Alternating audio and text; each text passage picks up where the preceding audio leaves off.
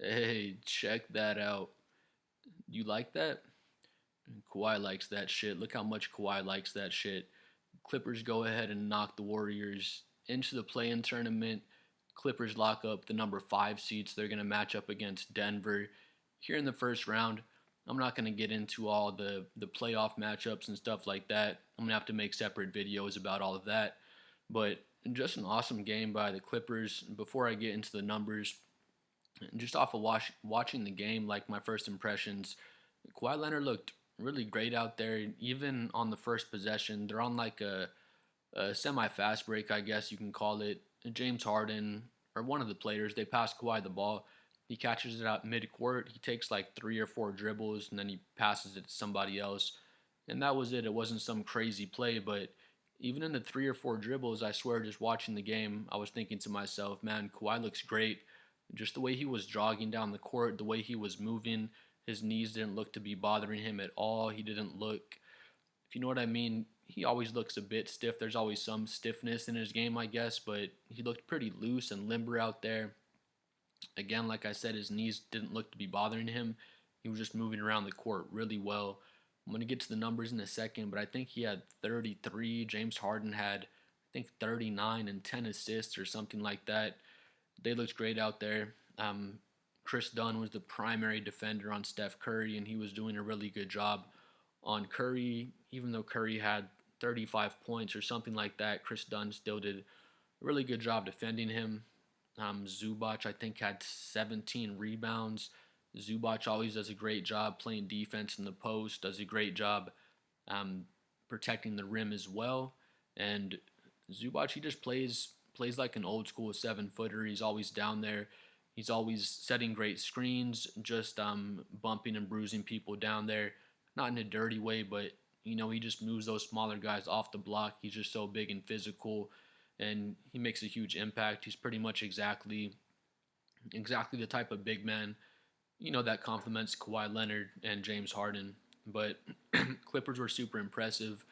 Draymond Green, it was almost either the last or the second to last shot of the game, but Draymond gets it. He's not quite wide open, but he's pretty open down low. He goes up. I forgot who's contesting his shot, but Draymond goes up for like a two-handed layup, and he just misses it pretty bad for how open he was. He definitely should have made the shot, but Draymond probably feels like shit about missing that layup. Don't want to say he totally blew the game for the Warriors, but he could have sent it to double overtime, which would have been awesome to watch. But he misses the layup, and I honestly wasn't super surprised when he missed it. Not to be a Draymond hater, he's spectacular on defense. He totally disrupts games just on defense. He might have 7 or 8 points and just totally disrupt the other team's offense. He's like a free safety. He's calling all the plays out there. He makes everyone around him better defenders just by playing with him. But here's Kawhi. Kawhi Leonard again. He looked so good out there, just moving around. His knees didn't look like they were bothering him. I'm a Spurs fan, so I have kind of a love-hate relationship with Leonard, I guess. Not so much for me, but I guess a lot of people in San Antonio still boo him when he comes to the city. I don't know why. He helped us win a championship, so I have a lot of respect for Leonard, but he puts up the 33 points, 7 assists, 3 steals. Does have 5 turnovers, but not too big of a deal. 4 for 8 from 3. Um, he does put up the 20 shots. The one thing I'll say, not so much a complaint, the thing I noticed about Leonard, even when he was on the Spurs, there was one point in this game he was like 12 for 14, I think, and Kawhi, he'll like rarely do like heat check shots. He's always just getting his shots in the flow of the offense. Where I'm not the only one that's made this observation, but people just want to see him be more aggressive sometimes. He took 20 shots. Harden took 23. I feel like Kawhi should, not always, but there should be nights where Kawhi just takes 30 shots, 30 plus shots, and he can give you, 45 points. He doesn't really, I guess he's not really wired to play like that way. He's not just hunting his own shot. He just flows with the offense and gets his shots in the flow of the offense, and he's just so efficient that he's gonna put up a lot of points on really good efficiency. But I mean, it works for the Clippers. There are just some games, in the playoffs, there's probably going to be games where Harden's kind of off, where the Clippers team, Kawhi's teammates are just kind of off, and they're going to need Kawhi to give you that 40, 45 point game. He was doing it for the Raptors when they went and won the championship that one year. And I feel like the Clippers are going to need some games like that from Kawhi to be able to possibly make the Western Conference Finals, which I feel like there's a lot of teams that can possibly make the Western Conference Finals with how deep the West is. And we'll definitely give the Clippers a shot, especially playing like this.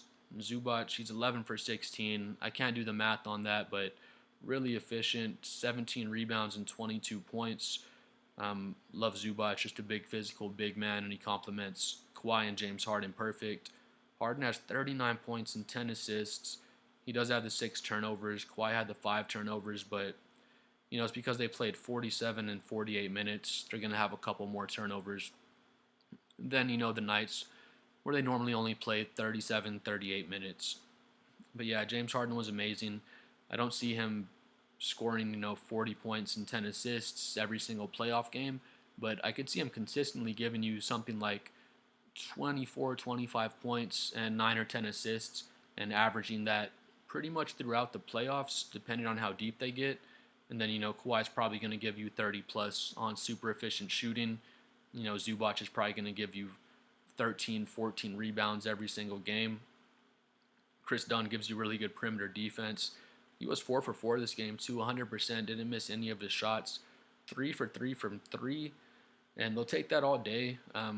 Clippers aren't looking for Chris Dunn to score a lot of points. He's just going to give you really good defense. And he was giving Curry some trouble earlier in the game. Then Steph Curry got going in the second half. Norman Powell was 4 for 13. He can be inconsistent. He can be hit or miss, but, there could be a game in the playoffs. He can get hot. When he does get hot, he can give you 25, 30 plus points. So, Norman Powell can go out and make a big impact and win a playoff game. Not so much by himself, but again, just chip in 25 plus points along Leonard and Harden and make a really big impact on a playoff game. Going on to Golden State again, Draymond missed that huge layup at the end of the game. I wanted it to be double overtime, so that was disappointing, but he has the 14 points. He didn't really flash too much on defense this game, but he was playing decent defense. Steph Curry had the 36 points and the 6 assists. Hit 7 of his 12 threes. Again, he was kind of off to a slow start in the first half, and he went off in the second half and ends up with a 36.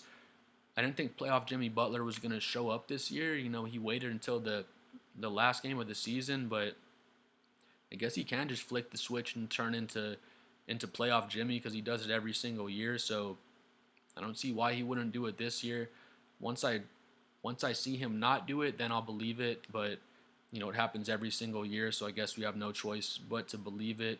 He has 30 points and 9 assists, his best game as a Warrior. Of course, in the Warriors, basically their first playoff game. And I expect Jimmy to play great in the play-in game as well. He's 12 for 20. Just like everyone's been talking about, there's a possession in, pretty sure it's the first quarter. It's either Podziemski or Moody. They took a bad shot or a quick shot. Jimmy goes over and he talks to both of them and he says, just give me the ball. Not like in a he's mad way, but he's like, just give me the ball. And then he gets the ball over and over for the rest of the game after that point, and Jimmy just never forces anything. He gives the Warriors what they were missing. He just catches the ball at the free throw line, catches the ball in the mid post, the low post.